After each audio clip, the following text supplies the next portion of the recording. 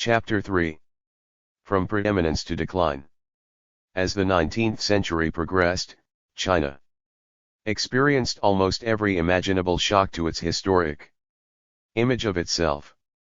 Before the Opium War, it conceived of diplomacy and international trade mainly as forms of recognition of China's preeminence. Now, even as it entered a period of domestic turmoil, it faced three foreign challenges, any one of which could be enough to overturn a dynasty. These threats came from every direction and in heretofore barely conceivable incarnations. From across the oceans in the west came the European nations. They raised not so much the challenge of territorial defense as of irreconcilable conceptions of world order. For the most part, the Western powers limited themselves to extracting economic concessions on the Chinese coast and demanding rights to free trade and missionary activity. Paradoxically, this was threatening because the Europeans did not view it as a conquest at all. They were not seeking to replace the existing dynasty, they simply imposed an entirely new world order essentially incompatible with the Chinese one. From the north and west, an expansionist and militarily dominant Russia sought to pry loose China's vast hinterland. Russia's cooperation could be purchased temporarily, but it recognized no boundaries between its own domains and the Chinese outer dominions. And unlike previous conquerors, Russia did not become part of the Chinese culture. The territories it penetrated were permanently lost to the empire. Still, neither the Western powers nor Russia had any ambition to displace the Qing and claim the mandate of heaven. Ultimately, they reached the conclusion that they had much to lose from the Qing's fall. Japan, by contrast, had no vested interest in the survival of China's ancient institutions or the Sinocentric world order. From the east, it set out not only to occupy significant portions of Chinese territory, but to supplant Beijing as the center of a new East Asian international order. The ensuing catastrophes are viewed with considerable dismay in contemporary China, as part of an infamous century of humiliation that ended only by the reunification of the country under an assertively nationalist form of communism. At the same time, the era of China's hobbling stands in many ways as a testimony to its remarkable abilities to surmount strains that might break other societies. While foreign armies were marching across China and extorting humiliating terms, the Celestial Court never stopped asserting its claim to central authority and managed to implement it over most of China's territory. The invaders were treated as other invaders had been in previous centuries, as a nuisance, an unwelcome interruption of the eternal rhythm of Chinese life. The court in Beijing could act in this manner because the foreign depredations were mostly on the periphery of China and because the invaders had come for commerce.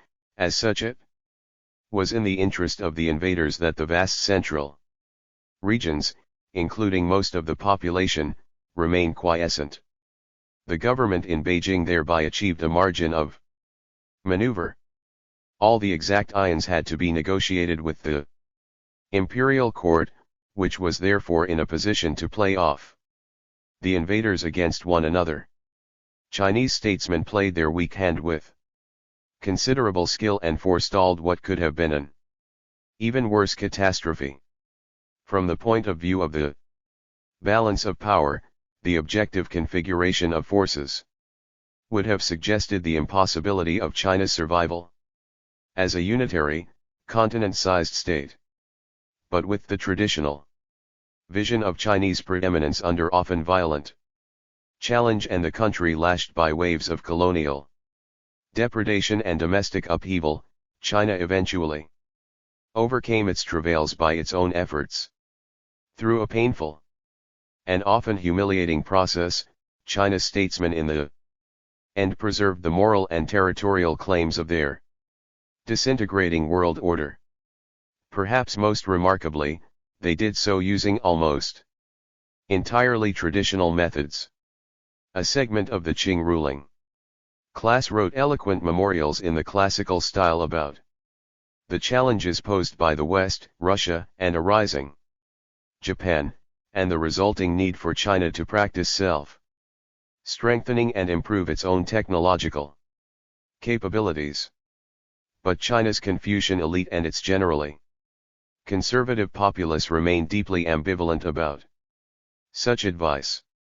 Many perceived the importation of foreign language texts and Western technology as endangering China's cultural essence and social order. After sometimes bruising battles, the prevailing faction decided that to modernize along Western lines was to cease to be Chinese, and that nothing could justify abandoning this unique heritage. So China faced the era of imperial expansion without the benefit of a modern military apparatus on any national scale, and with only piecemeal adaptations to foreign financial and political innovations. To weather the storm, China relied not on technology or military power but instead on two deeply traditional resources: the analytical abilities of its diplomats, and the endurance and cultural confidence of its people. It developed ingenious strategies for playing off the new barbarians against one another. Officials charged with managing China's foreign relations offered concessions in various cities, but they deliberately invited multiple sets of foreigners to share in the spoils, so that they could use barbarians against barbarians and avoid dominance by any one power.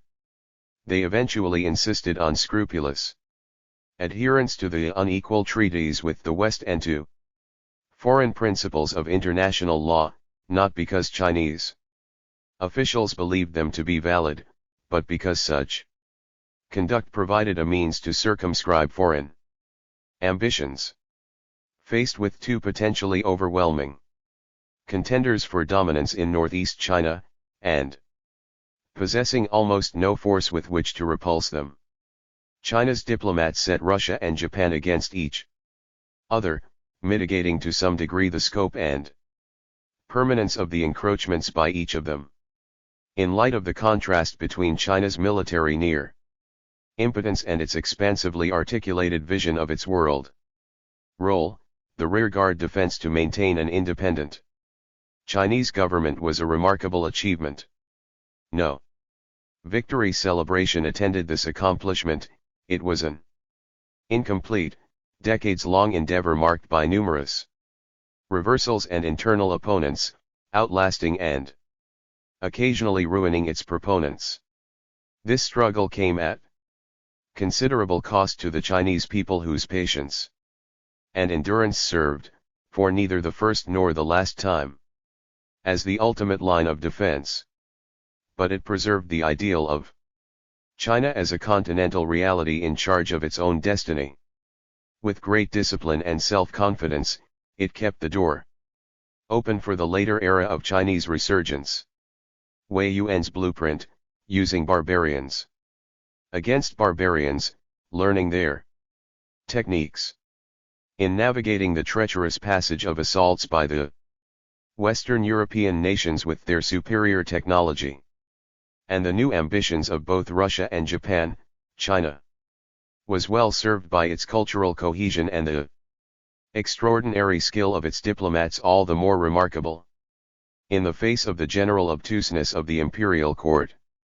By the middle of the 19th century, only a few members of the Chinese elite had begun to understand that China no longer lived in a system marked by its predominance, and that China had to learn the grammar of a system of competing power blocks.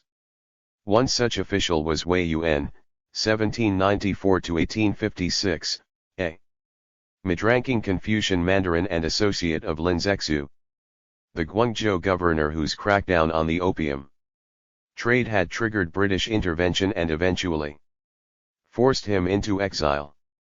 While loyal to the Qing dynasty, Wei Yuan was deeply concerned about its complacency. He wrote a pioneering study of foreign geography using materials collected and translated from foreign traders and missionaries. Its purpose was to encourage China to set its sights beyond the tributary countries on its immediate borders.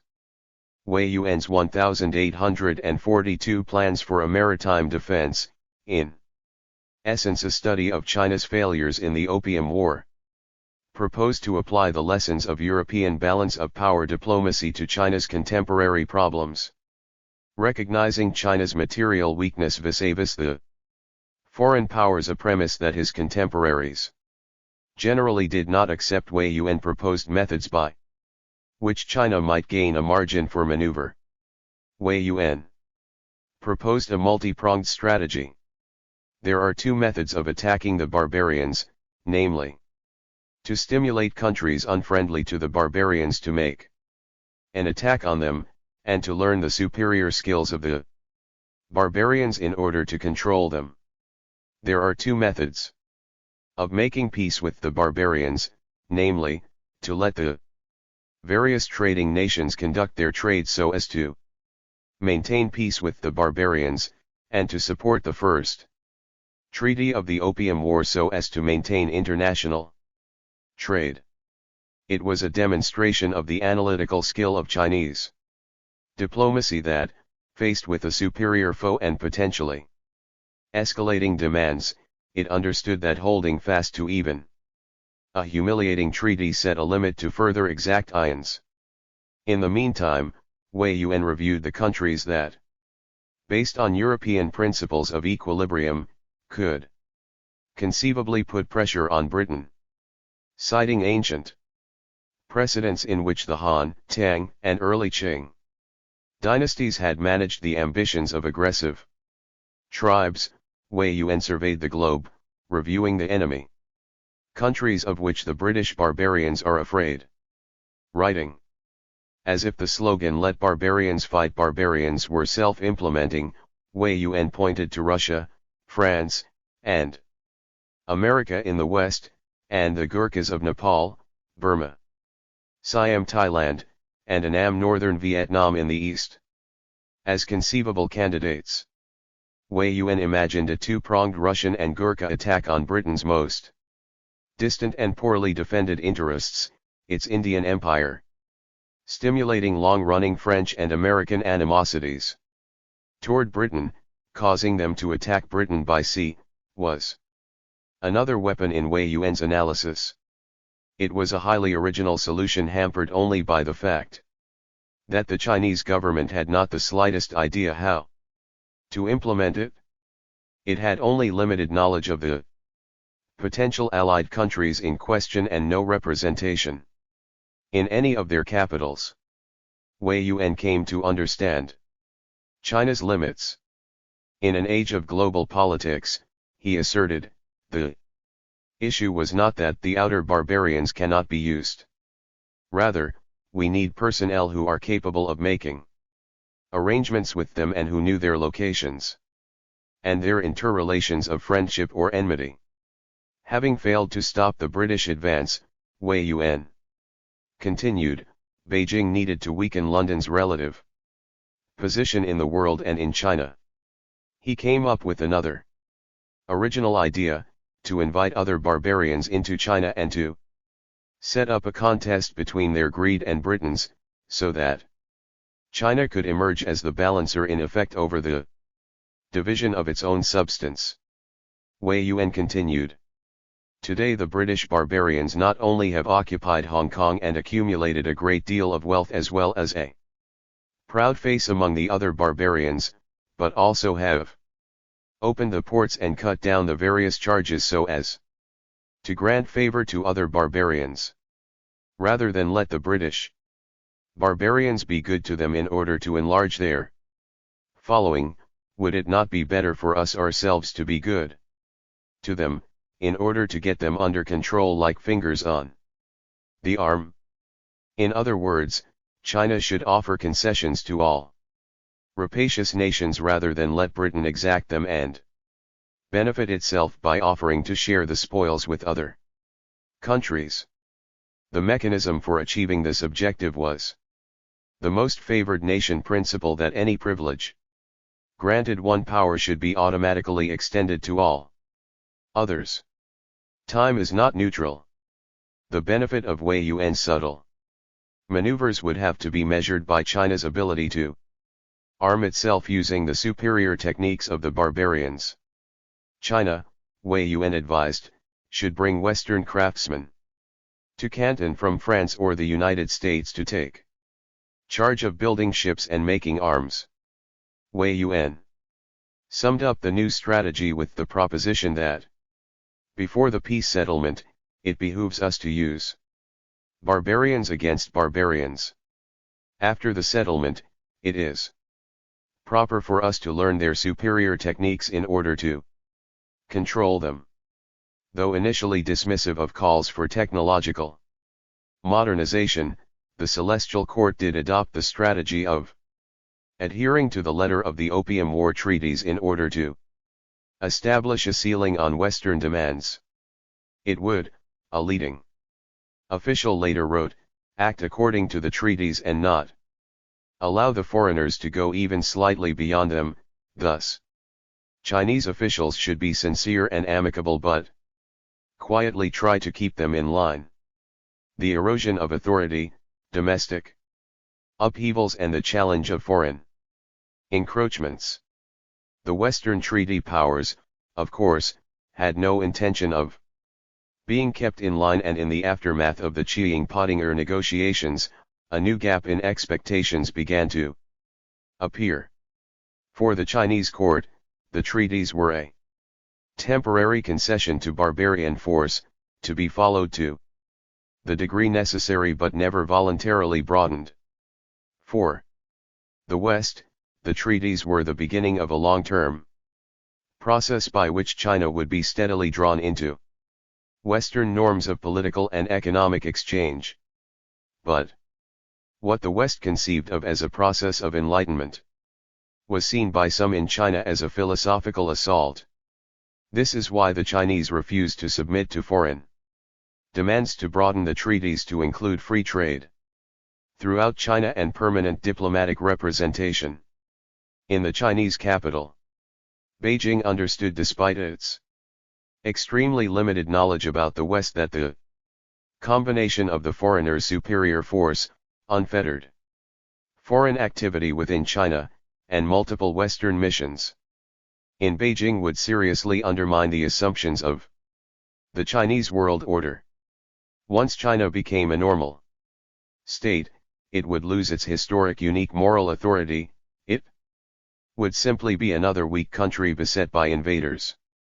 In this context, seemingly minor disputes over diplomatic and economic prerogatives turned into a major clash. All of this took place against a backdrop of massive Chinese domestic upheaval, masked to a large degree by the imperturbable self-confidence projected by Chinese officials charged with managing contacts with foreigners, a trait unchanged in the modern period. Macartney had already remarked in 1793 on the uneasy accommodation between the Qing's Manchu ruling class, Han Chinese bureaucratic elite, and mostly Han general population. Scarcely a year now passes, he noted, without an insurrection in some of the provinces. The dynasty's mandate of heaven having been put into question, domestic opponents escalated the scope of their defiance. Their challenges were both religious and ethnic, providing the basis for conflicts of encompassing brutality. The far western reaches of the empire witnessed Muslim rebellions and the declaration of short-lived separatist khanates, suppressed only at a major financial and human cost. In central China, an uprising known as the Nian Rebellion drew considerable support from Han Chinese laboring classes and, beginning in 1851, conducted a nearly 2 decades-long insurgency. The most serious challenge came from the Taiping Rebellion, 1850–64, mounted by a Chinese Christian sect. In the south, missionaries had existed for centuries, though severely circumscribed. They began to enter the country in larger numbers after the Opium War, led by a charismatic Chinese mystic claiming to be Jesus's younger brother and an associate asserting telepathic powers. The Taiping Rebellion aimed to replace the Qing with a new heavenly kingdom of great peace ruled by its leader's bizarre interpretation of imported missionary texts. Taiping forces succeeded in wresting control of Nanjing and much of South and Central China from the Qing, ruling in the mode of a nascent dynasty. Though little known in Western historiography, the conflict between the Taiping and the Qing ranks as one of history's most devastating conflicts, with casualties estimated in the tens of millions. While no official figures exist, it is estimated that during the Taiping Muslim and Nian upheavals China's population declined from roughly 410 million in 1850 to roughly 350 million in 1873. The Treaty of Nanjing and its French and American counterparts came up for renegotiation in the 1850s, while China was torn by these civil conflicts. The treaty powers insisted that their diplomats be permitted to reside year-round in the Chinese capital, signifying that they were not tributary envoys but the representatives of equal sovereign states. The Chinese deployed their wide array of delaying tactics with the added incentive that given the fate of preceding negotiators, no Qing official could possibly have wanted to concede the point of permanent diplomatic representation. In 1856, an intrusive Chinese inspection of a British-registered Chinese ship, the Arrow, and the alleged desecration of its British flag, provided a pretext for the renewal of hostilities. As in the 1840 conflict, the casus belli was not entirely heroic. The ship's registration, it was later discovered, had technically lapsed, but both sides understood that they were playing for higher stakes. With China's defenses still in an inchoate state of development, British forces seized Guangzhou and the Daegu forts in northern China, from which they could easily march on Beijing. During the negotiations that followed, the gap in perceptions was as wide as ever. The British pressed on with missionary conviction, presenting their negotiating positions as a public service that would at last bring China up to speed with the modern world.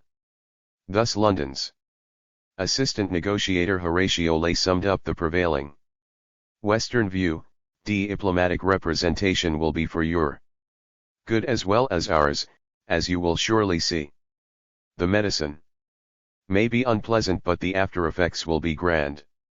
Qing authorities were not nearly so enthusiastic.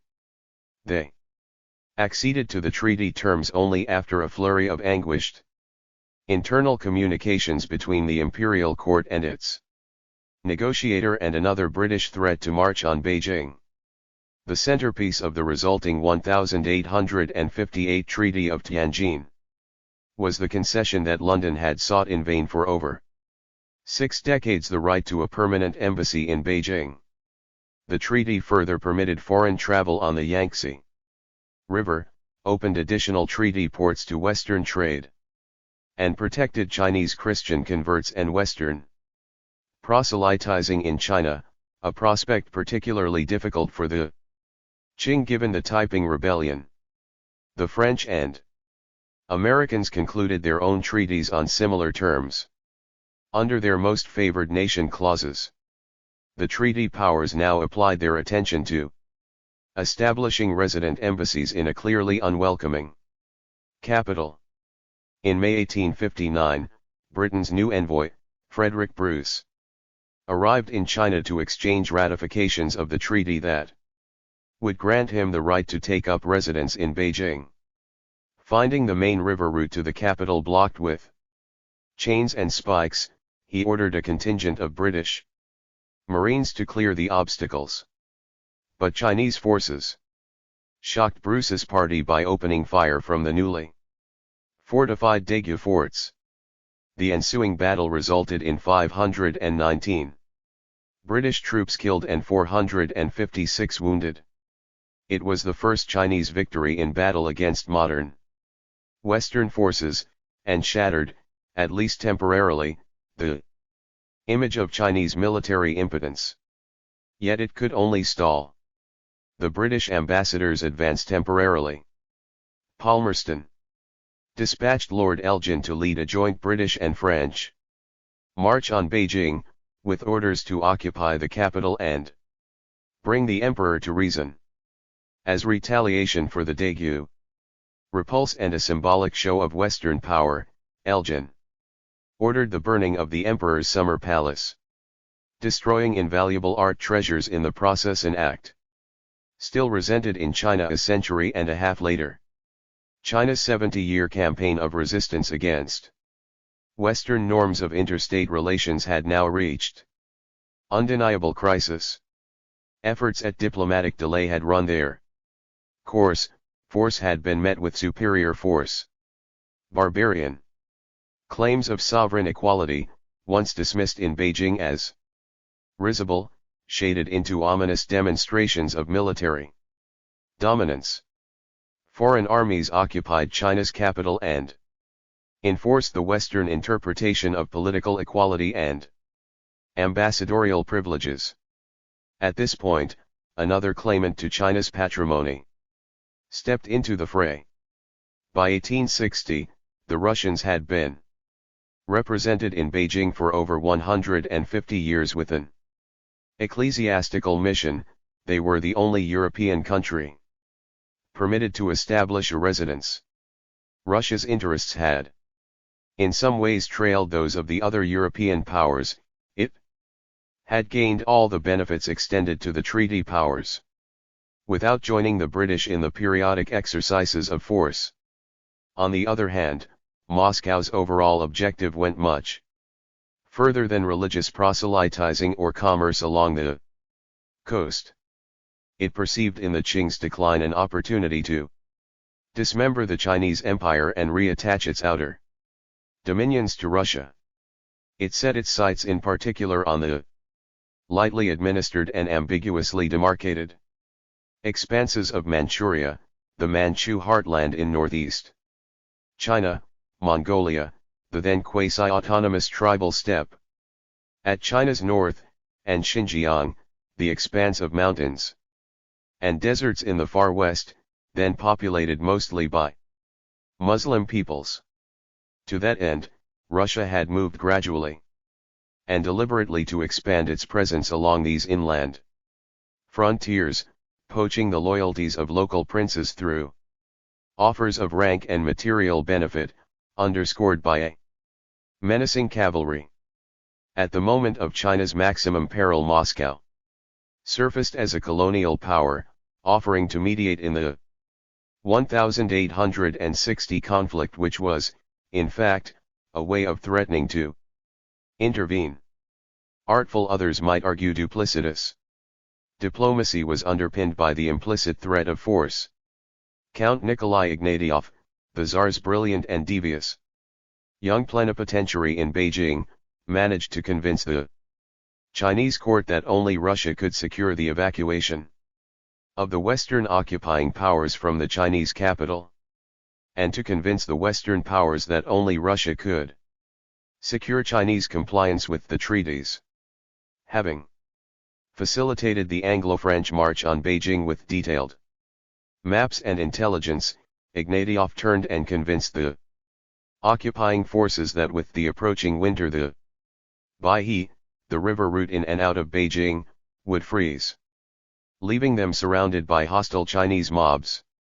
For these services Moscow exacted a staggering territorial price, a broad swath of territory in so-called Outer Manchuria along the Pacific coast, including the port city, now called Vladivostok. In a stroke, Russia had gained a major new naval base, a foothold in the Sea of Japan, and 350,000 square miles of territory once considered Chinese. Ignatieff also negotiated a provision opening Urga, now Ulaanbaatar, in Mongolia and the far western city of Kashgar, to Russian trade and consulates. To compound the humiliation, Elgin secured for Britain an expansion of its Hong Kong colony into the adjacent territory of Kowloon. China had enlisted Russia to forestall what it believed to be a further assault by the treaty powers dominating China's capital and its coast, but in an era of Chinese weakness.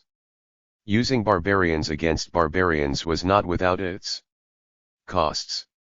Managing decline. China had not survived for 4,000 years as a unique civilization and for 2 millennia as a united state by remaining passive to near rampant foreign intrusions. For all that period, conquerors had been obliged either to adopt Chinese culture or to be gradually engulfed by their subjects, who masked their practicality by patience. Another such period of trial was at hand.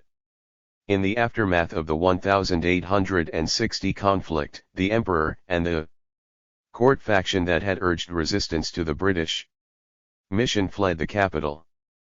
Prince Gong, the emperor's half-brother, assumed the role of de facto head of government.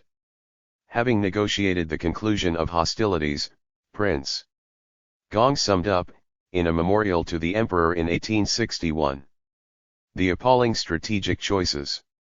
Now the Nian rebellion is ablaze in the north and the Taiping in the south, our military supplies are exhausted, and our troops are worn out. The barbarians take advantage of our weak position and try to control us. If we do not restrain our rage but continue the hostilities, we are liable to sudden catastrophe. On the other hand, if we overlook the way they have harmed us and do not make any preparations against them, then we shall be bequeathing a source of grief to our sons and grandsons. It was the classic dilemma of the defeated: can a society maintain its cohesion while seeming to adapt to the conqueror, and how to build up the capacity to reverse the unfavorable balance of forces? Prince Gong invoked an ancient Chinese saying, resort to peace and friendship. When temporarily obliged to do so, use war and defense as your actual policy.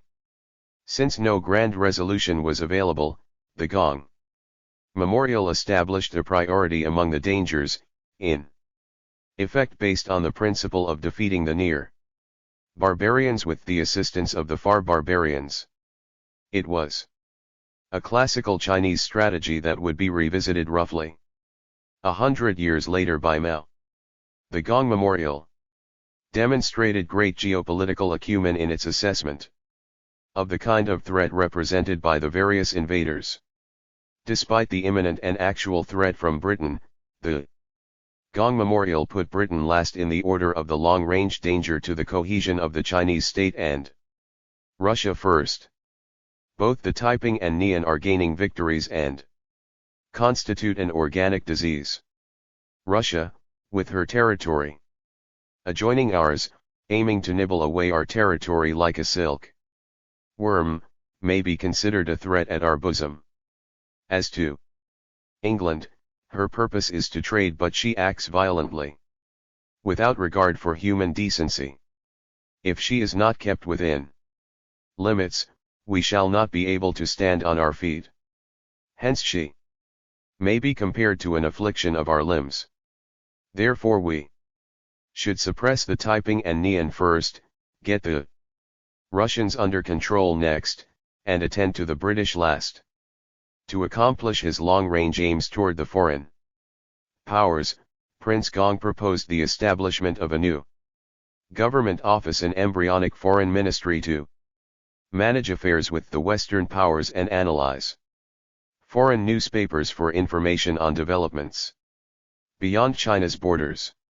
He hopefully predicted that this would be a temporary necessity, to be abolished as soon as the military campaigns are concluded and the affairs of the various countries are simplified. This new department was not listed in the official record of metropolitan and state offices until 1890. Its officials tended to be seconded from other, more important departments as a kind of temporary assignment.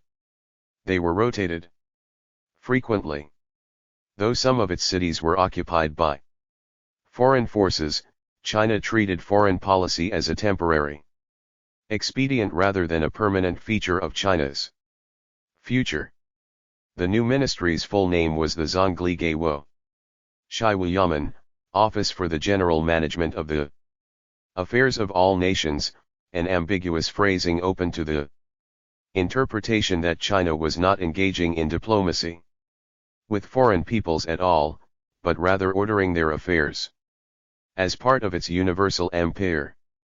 The implementation of Prince Gong's policy fell into the hands of Li Hongzhang, a top-ranking mandarin who had risen to prominence commanding forces in the Qing campaigns against the Taiping Rebellion. Ambitious, urbane, impassive in the face of humiliation, supremely well versed in China's classical tradition but uncommonly attuned to its peril, Li served for nearly 4 decades as China's face to the outside world.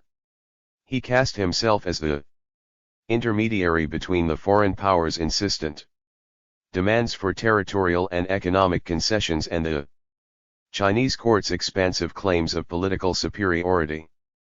By definition, his policies could never meet with either side's complete approbation. Within China in particular, Li left a controversial legacy, especially among those urging a more confrontational course. Yet his efforts rendered infinitely more complex by the belligerence of the traditionalist faction of the Chinese court, which periodically insisted on meeting the foreign powers in battle with minimal preparation, demonstrate a remarkable ability to navigate between, and usually mitigate, late Qing China's severely unattractive alternatives.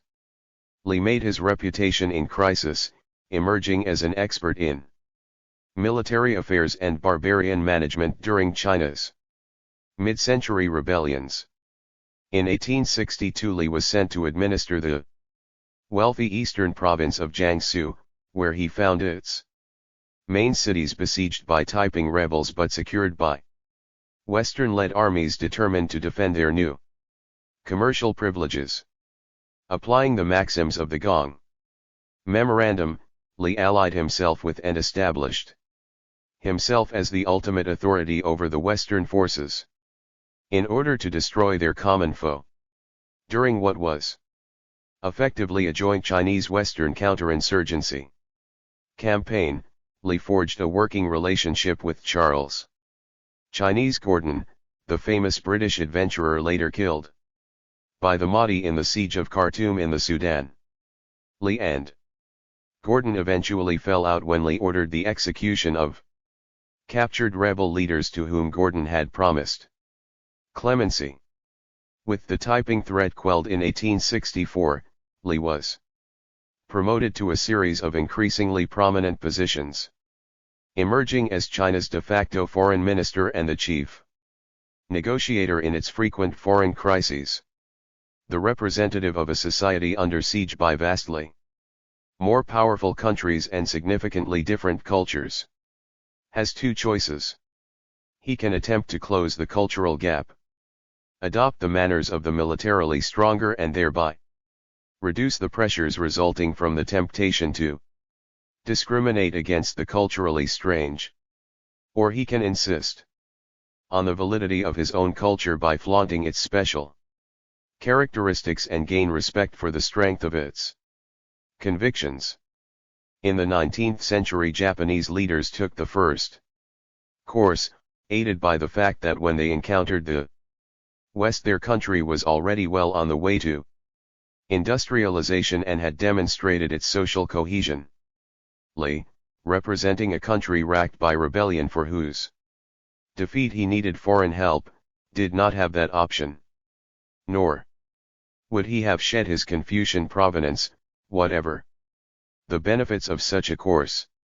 An account of Li Hongjiang's travels within China serves as a grim record of China's turmoil, within one fairly representative 2-year period in 1869 to 71, he was catapulted between southwest China, where French representatives had raised a protest over anti-Christian riots, to the north, where a new set of riots had broken out, back to the far southwest, where a minority tribe on the Vietnamese border was in revolt, then to the northwest to address a major Muslim rebellion, from there to the port of Tianjin in the northeast, where a massacre of Christians had drawn French warships and a threat of military intervention, and finally to the southeast, where a new crisis was brewing on the island of Taiwan, then known in the West as Formosa.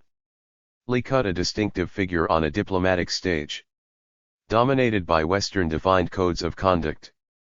He wore the flowing robes of a Confucian Mandarin and proudly sported ancient designations of rank, such as the double-eyed peacock feather and the yellow jacket, that his Western counterparts could only observe with bewilderment. His head was shaved in the Qing style, except for a long braided ponytail, and covered by an oblong official's cap. He spoke epigrammatically in a language that only a handful of foreigners understood. He carried himself with such otherworldly serenity that one British contemporary compared him, with a mixture of awe and incomprehension, to a visitor from another planet. China's travails and concessions, his demeanor seemed to suggest, were but temporary obstacles on the route to the ultimate triumph of Chinese civilization.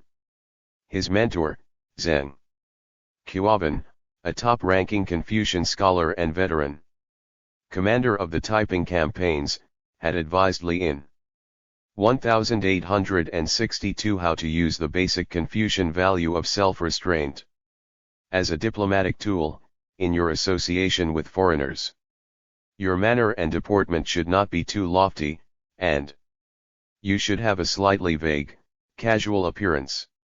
Let their insults, deceitfulness, and contempt for everything appear to be understood by you and yet seem not understood, for you should look somewhat stupid.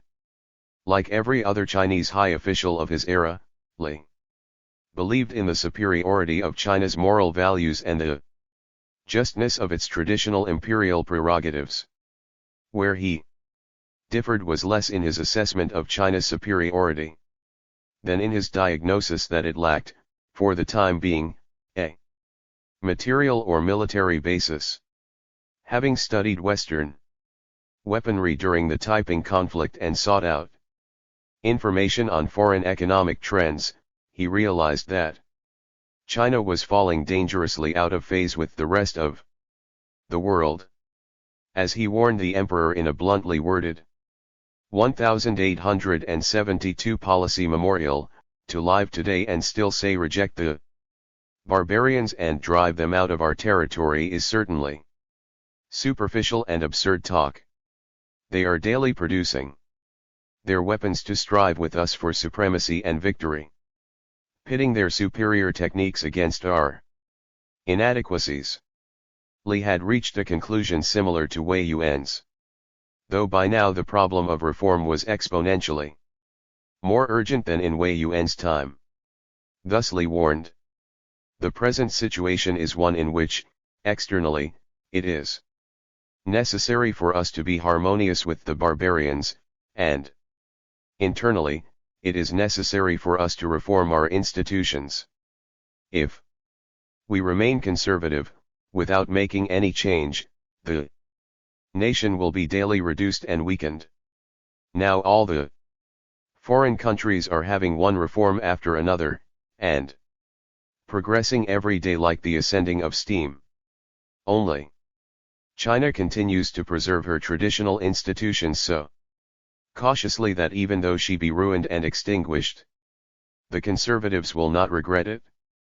During a series of landmark Chinese policy debates in the 1860s, Li and his bureaucratic allies outlined a course of action they named self-strengthening.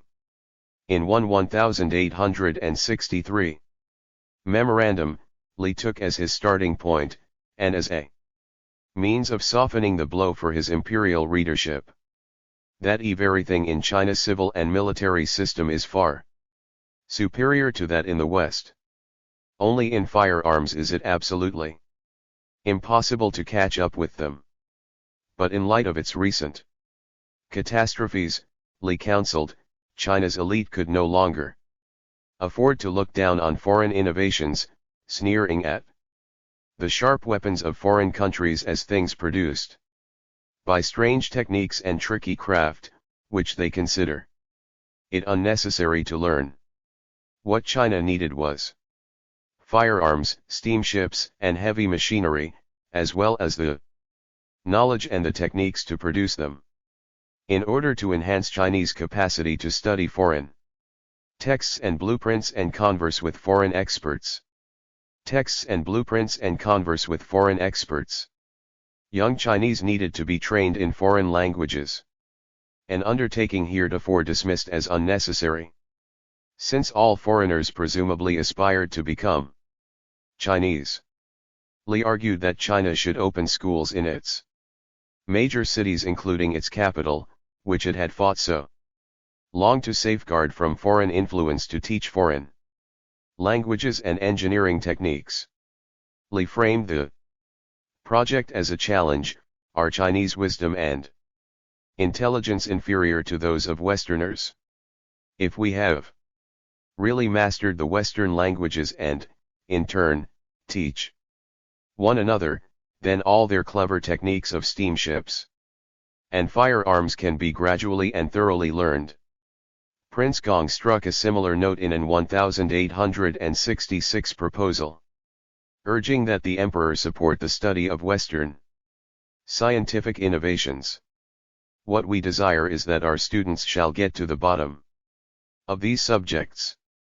For we are firmly convinced that if we are able to master the mysteries of mathematical calculation, physical investigation, astronomical observation, construction of engines, engineering of water courses, this, and this only, will assure the steady growth of the power of the empire.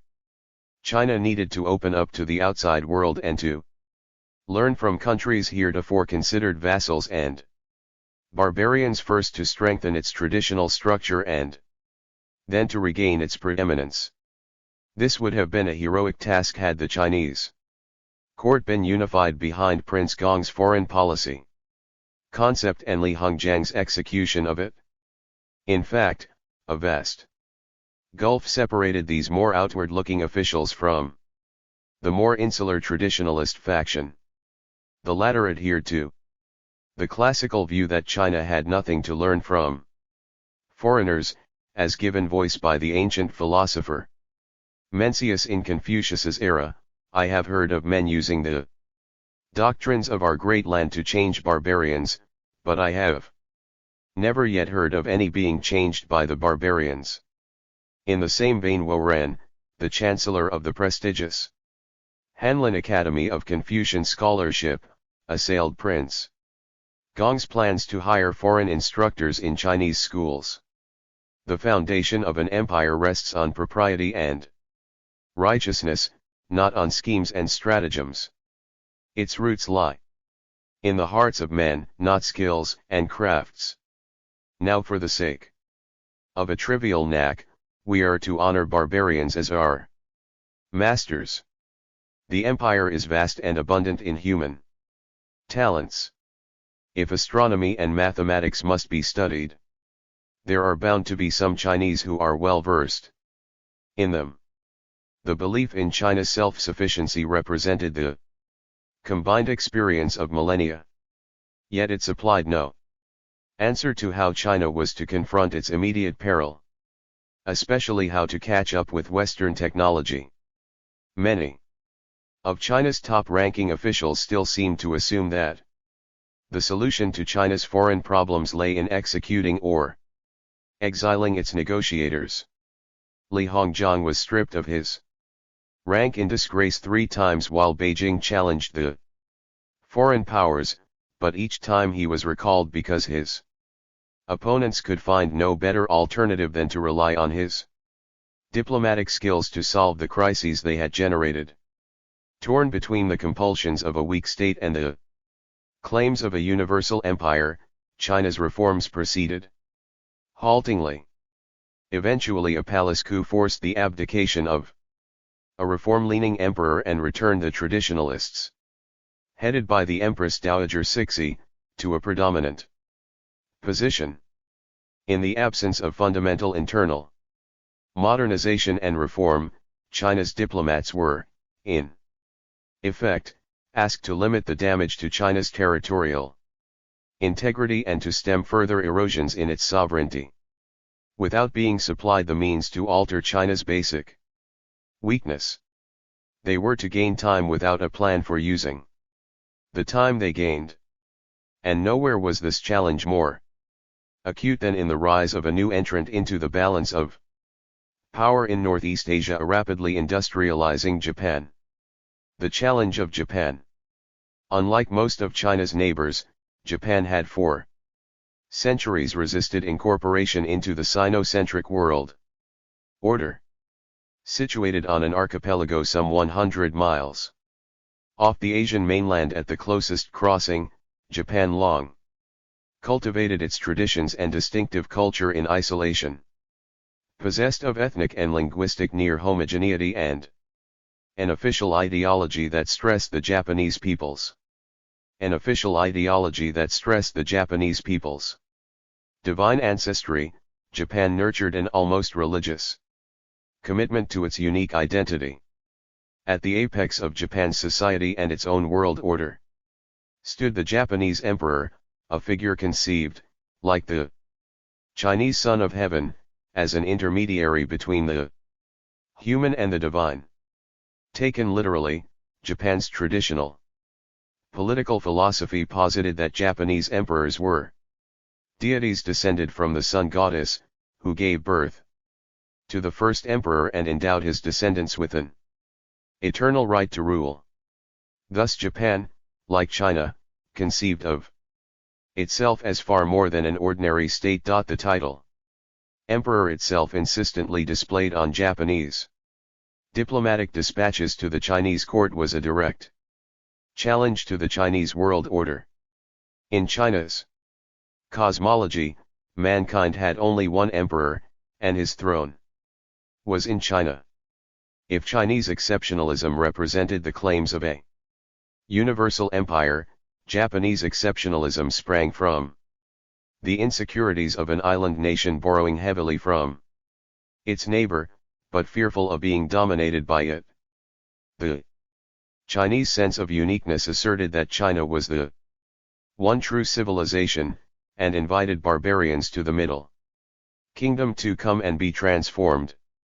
The Japanese attitude assumed a unique Japanese racial and cultural purity, and declined to extend its benefits or even explain itself to those born outside its sacred ancestral bonds. For long periods, Japan had withdrawn from foreign affairs almost entirely, as if even intermittent contacts with outsiders would compromise Japan's unique identity. 2. The extent that Japan participated in an international order. It did so by means of its own tribute system in the Ryukyu Islands, modern-day Okinawa and the surrounding islands, and various kingdoms on the Korean peninsula. With a certain irony, Japan's leaders borrowed this most Chinese of institutions as a means of asserting their independence from China. Other Asian peoples accepted the protocol of the Chinese tribute system, labeling their trade as tribute to gain access to Chinese markets. Japan refused to conduct its trade with China in the guise of tribute. It insisted on at least equality to China, if not superiority. Despite the natural ties of trade between China and Japan, 17th century discussions over bilateral trade deadlocked. Because neither side would honor the protocol required by the other's pretensions of world centrality. If China's sphere of influence waxed and waned along its long frontiers in accordance with the power of the empire and the surrounding tribes, Japan's leaders came to conceive of their security dilemma as a much starker choice, possessing a sense of superiority as pronounced as the Chinese courts but perceiving their margin of error as far smaller. Japanese statesmen looked warily west to a continent dominated by a succession of Chinese dynasties, some of which extended their writ into Japan's closest neighbor, Korea, and tended to see an existential challenge. Japanese foreign policy thus alternated, at times, with startling suddenness, between aloofness from the Asian mainland and audacious attempts at conquest, geared toward supplanting the Sino-centric order. Japan, like China, encountered Western ships wielding unfamiliar technology and overwhelming force in the mid-19th century. In Japan's case, the 1853 landing of the American Commodore Matthew Perry's black ships. But Japan drew from the challenge the opposite conclusion. As China, it threw open its doors to foreign technology and overhauled its institutions in an attempt to replicate the Western powers' rise. In Japan, this conclusion may have been assisted by the fact that foreign ideas were not seen as connected to the question of opium addiction, which Japan largely managed to avoid. In 1868, the Meiji Emperor, in his charter oath, announced Japan's resolve. Knowledge shall be sought from all over the world, and thereby the foundations of the imperial rule shall be strengthened. Japan's Meiji Restoration and drive to master Western technology opened the door to stunning economic progress. As Japan developed a modern economy and a formidable military apparatus, it began to insist on the prerogatives afforded the Western great powers. Its governing elite concluded that, in the words of Shimazu Nariakira, a 19th-century lord and leading advocate of technological modernization, if we take the initiative, we can dominate; if we do not, we will be dominated. As early as 1863, Li Hongzhang concluded that Japan would become China's principal security threat. Even before the Meiji Restoration, Li wrote of the Japanese response to the Western challenge. In 1874, after Japan seized on an incident between Taiwanese tribesmen and a shipwrecked Ryukyu Islands crew to mount a punitive expedition, he wrote of Japan: "Her power is daily expanding, and her ambition is not small. Therefore she dares to display her strength in Eastern lands, despises China, and takes action by invading Taiwan. Although the various European powers are strong, they are still 70,000 li away from us, whereas Japan is as near as the courtyard or the threshold and is prying into our emptiness and solitude. Undoubtedly, she will become China's permanent and great anxiety." Viewing the lumbering giant to its west with its increasingly hollow pretensions to world supremacy, the Japanese had begun to conceive of supplanting China as the predominant Asian power.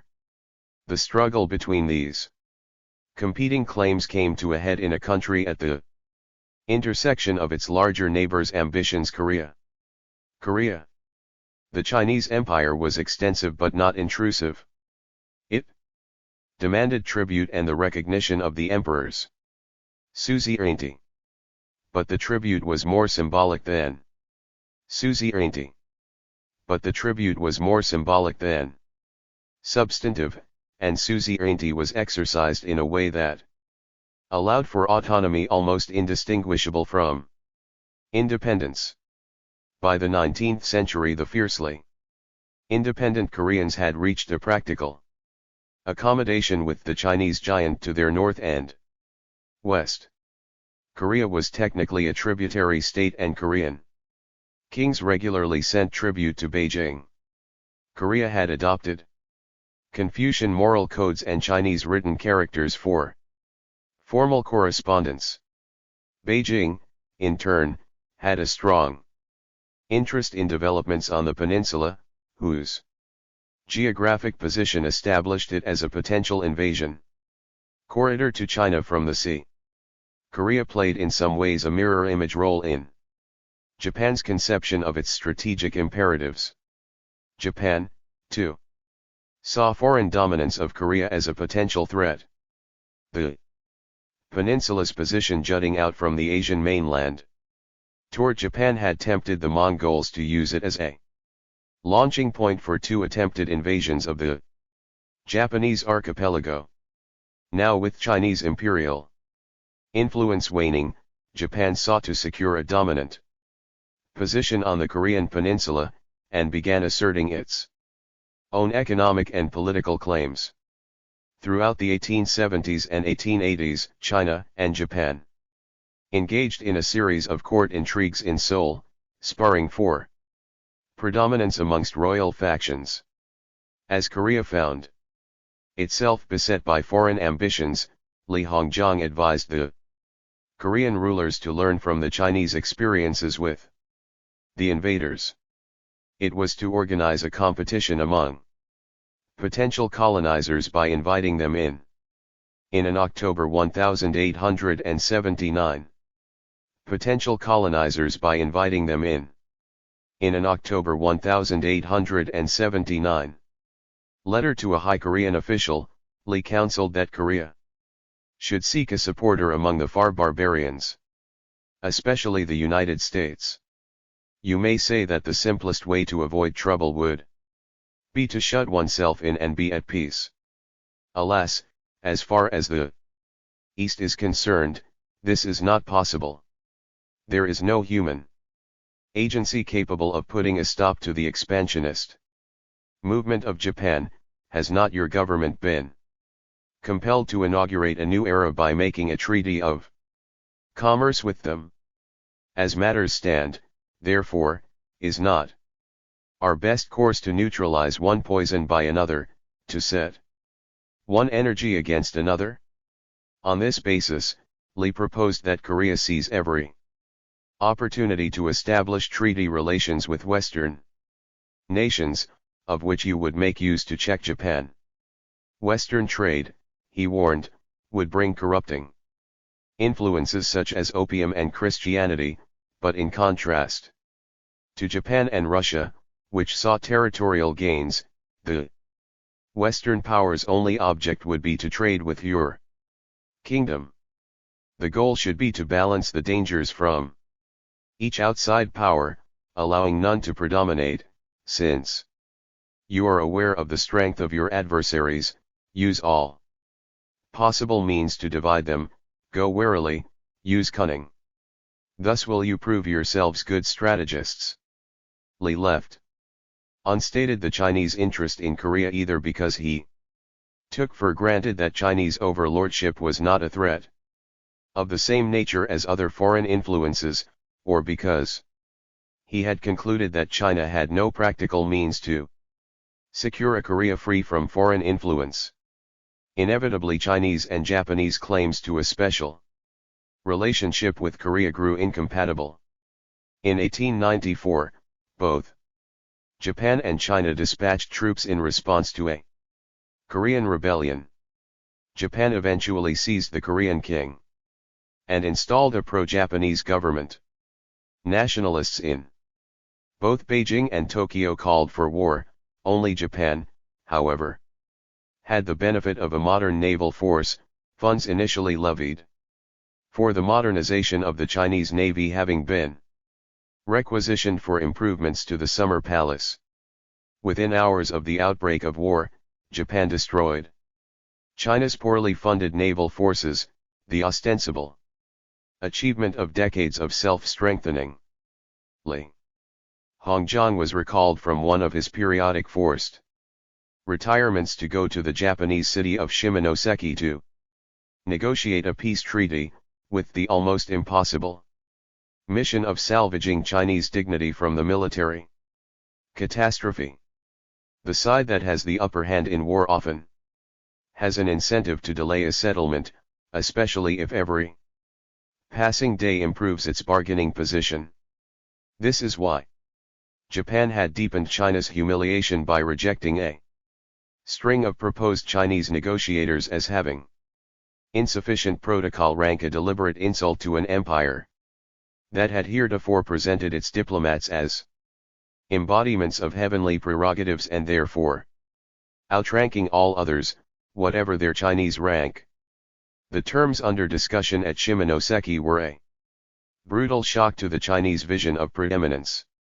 China was obliged to cede Taiwan to Japan, to desist from tributary ceremony with Korea and recognize its independence, in practice opening it up to further Japanese influence, to pay a significant war indemnity, and to cede to Japan the Liaodong Peninsula in Manchuria, including the strategically located harbors of Dalian and Lushan, Port Arthur.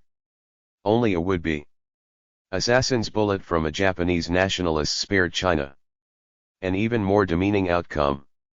Grazing Li's face at the scene of the negotiations, it shamed the Japanese government into dropping a few of its more sweeping demands. Li continued to negotiate from his hospital bed, to show that he was unbowed in humiliation.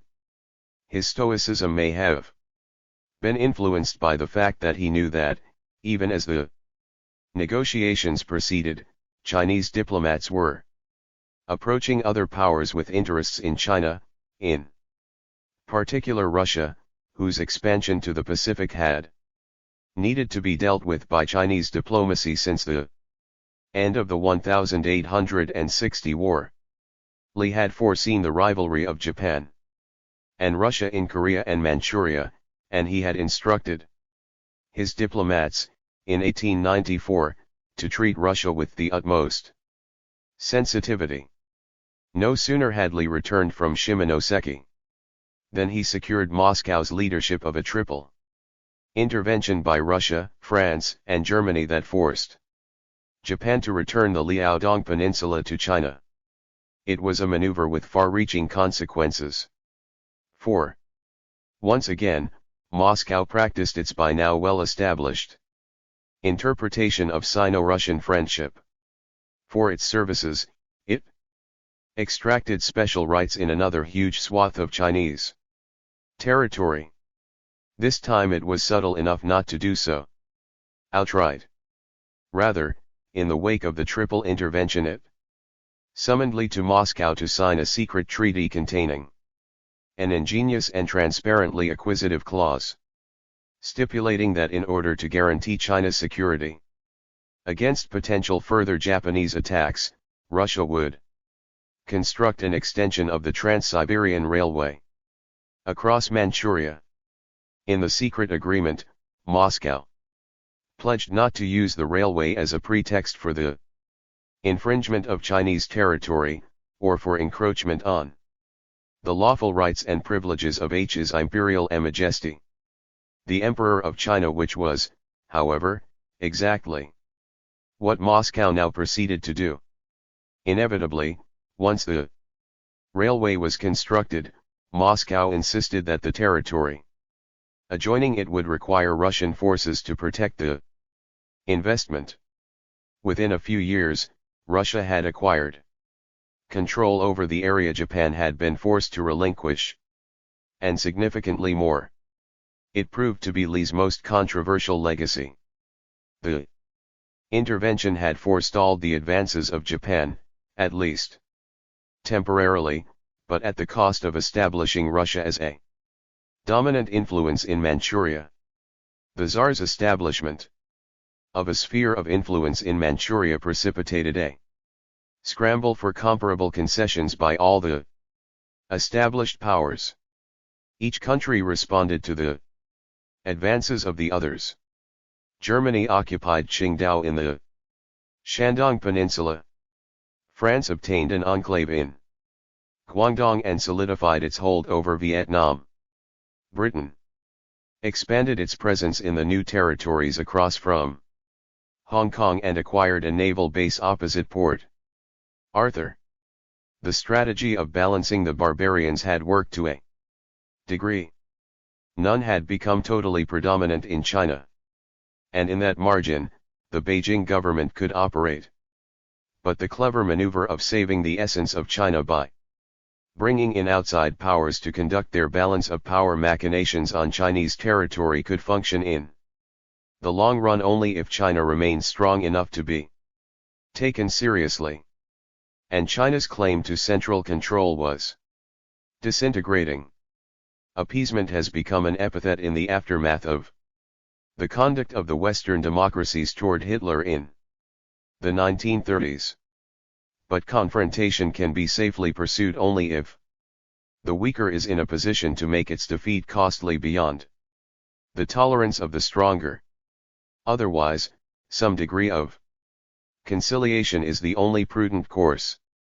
The democracies unfortunately practiced it when they were militarily stronger. But appeasement is also politically risky and stakes social cohesion. For it requires the public to retain confidence in its leaders even as they appear to yield to the victors' demands. Such was Li's dilemma through the decades he sought to navigate China between European, Russian, and Japanese rapaciousness and the intransigent obtuseness of his own court. Later Chinese generations have acknowledged Li Hongjiang's skill but have been ambivalent or hostile about the concessions to which he lent his signature, most notably to Russia and Japan, as well as ceding Taiwan to Japan. Such a policy grated at the dignity of a proud society. Nevertheless, it enabled China to preserve the elements of sovereignty, however attenuated. Through a century of colonial expansion in which every other targeted country lost its independence altogether, it transcended humiliation by seeming to adapt to it. Li summed up the impetus of his diplomacy in a mournful memorial to the Empress Dowager shortly before his death in 1901. Needless for me to say how greatly he would rejoice were it possible for China to enter upon a glorious and triumphant war. It would be the joy of my closing days to see the barbarian nation subjugated at last in submissive allegiance, respectfully making obeisance to the dragon throne. Unfortunately, however, I cannot but recognize the melancholy fact that China is unequal to such an enterprise, and that our forces are in no way competent to undertake it. Looking at the question as one affecting chiefly the integrity of our empire, who would be so foolish as to cast missiles at a rat in the vicinity of a priceless piece of porcelain? The strategy of pitting Russia against Japan in Manchuria produced a rivalry in which both powers progressively tested each other. In its relentless expansion, Russia jettisoned a tacit agreement among the exploiters of China to maintain some balance between their respective claims and a degree of continuing Chinese sovereignty. The competing claims of Japan and Russia in Northeast China led to a war for preeminence in 1904, ending in Japanese victory. The 1905 Treaty of Portsmouth gave Japan the dominant position in Korea and potentially in Manchuria, though less than what its victory might have made possible, due to the intervention of the American President, Theodore Roosevelt. His mediations of the end of the Russo-Japanese War based on principles of balance of power, rare in American diplomacy, kept Japan from seizing Manchuria and preserved an equilibrium in Asia. Stymied in Asia, Russia returned its strategic priorities to Europe, a process that accelerated the outbreak of the First World War, the Boxer Uprising and the new era of warring states. By the end of the 19th century, the Chinese world order was totally out of joint. The court in Beijing no longer functioned as a meaningful factor in protecting either Chinese culture or autonomy. Popular frustration boiled to the surface in 1898, in the so-called Boxer Uprising. Practicing a form of ancient mysticism and claiming magical immunity to foreign bullets, the Boxers, so-called because of their traditional martial arts exercises, mounted a campaign of violent agitation against foreigners and the symbols of the new order they had imposed. Diplomats, Chinese Christians, railroads, telegraph lines, and Western schools all came under attack. Perhaps judging that the Manchu court, itself a foreign imposition, and no longer a particularly effective one, risked becoming the next target, the Empress Dowager embraced the Boxers, praising their attacks. The epicenter of the conflict was once again the long-contested foreign embassies in Beijing, which the Boxers besieged in the spring of 1900. After a century of vacillating between haughty disdain, defiance, and anguished conciliation, China now entered a state of war against all of the foreign powers simultaneously. The consequence was another harsh blow. An eight-power allied expeditionary force consisting of France, Britain, the United States, Japan, Russia, Germany, Austria-Hungary, and Italy arrived in Beijing in August 1900 to relieve the embassies. After suppressing the Boxers and allied Qing troops, and laying waste to much of the capital in the process, they dictated another unequal treaty imposing a cash indemnity and granting further occupation rights to the foreign powers. A dynasty unable to prevent repeated foreign marches on the Chinese capital or to forestall foreign exactions from Chinese territory had plainly lost the mandate of heaven. The Qing dynasty, having prolonged its existence for a remarkable 7 decades since the initial clash with the West, collapsed in 1912. China's central authority was again fractured, and it entered another period of warring states. A Chinese republic, deeply divided from its birth, emerged into a dangerous international environment. But it never had the opportunity to practice democratic virtues. The nationalist leader Sun Yat-sen was proclaimed president of the new republic in January 1912. As if by some mysterious law commanding imperial unity, Sun, after just 6 weeks in office, deferred to Yuan Shikai, commander of the only military force capable of unifying the country. After the failure of Yuan's abortive declaration of a new imperial dynasty in 1916, political power devolved into the hands of regional governors and military commanders. Meanwhile, in the Chinese heartland, the new Chinese Communist Party, established in 1921, administered a kind of shadow government and parallel social order loosely aligned with the world communist movement. Each of these aspirants claimed the right to rule, but none was strong enough to prevail over the others. Left without a universally acknowledged central authority, China lacked the instrument for the conduct of its traditional diplomacy.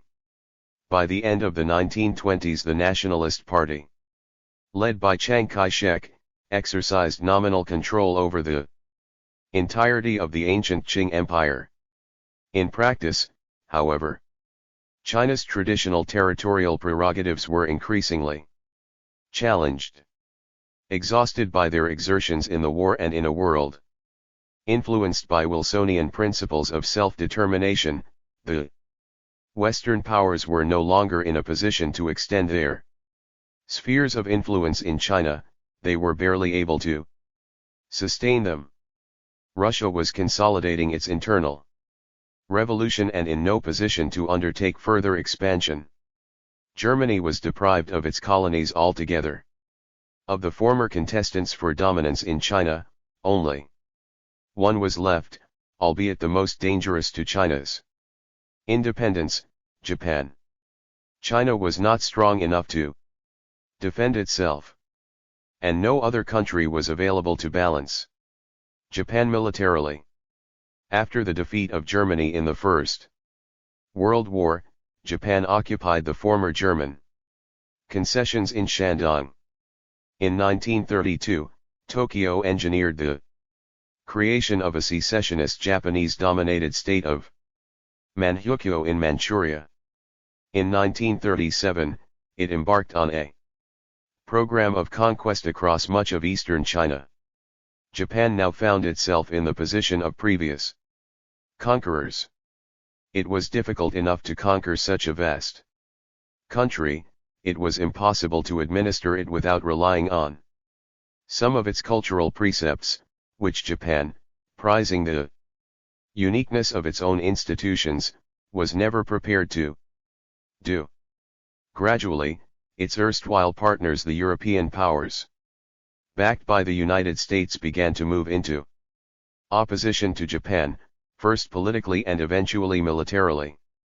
It was a kind of culmination of the policy of the self-strengthening diplomacy, with the former colonialists now cooperating to vindicate the integrity of China. The leader of this effort was the United States, and its instrument was the open door policy proclaimed by Secretary of State John Hay in 1899. Originally intended to claim for the United States the benefits of other countries' individual imperialism, it was transformed in the 1930s into a way to preserve China's independence. The Western powers joined the effort. China would now be able to overcome the imperialist phase, provided it could survive the Second World War and once again forge its unity. With the Japanese surrender in 1945, China was left devastated and divided. The nationalists and communists both aspired to central authority. 2 million Japanese soldiers remained on Chinese territory for repatriation. The Soviet Union recognized the nationalist government but had kept its options open by supplying arms to the Communist Party. At the same time, it had rushed a massive and uninvited Soviet military force into northeast China to restore some of their erstwhile colonial claims. Beijing's tenuous control of Xinjiang had eroded further. Tibet and Mongolia had gravitated into quasi-autonomy, aligned with the respective orbits of the British Empire and the Soviet Union. United States public opinion sympathized with Chiang Kai-shek as a wartime ally. But Chiang Kai-shek was governing a fragment of a country already fragmented by foreign occupation. China was treated as one of the Big Five who would organize the post-war world and were granted a veto in the United Nations Security Council. Of the five, only the United States and the Soviet Union possessed the power to carry out this mission. A renewal of the Chinese Civil War followed. Washington sought to apply its standard solution to such civil conflict, which has failed time after time then and in the decades afterward. It urged a coalition between the nationalists and communists, who had been battling each other for 2 decades.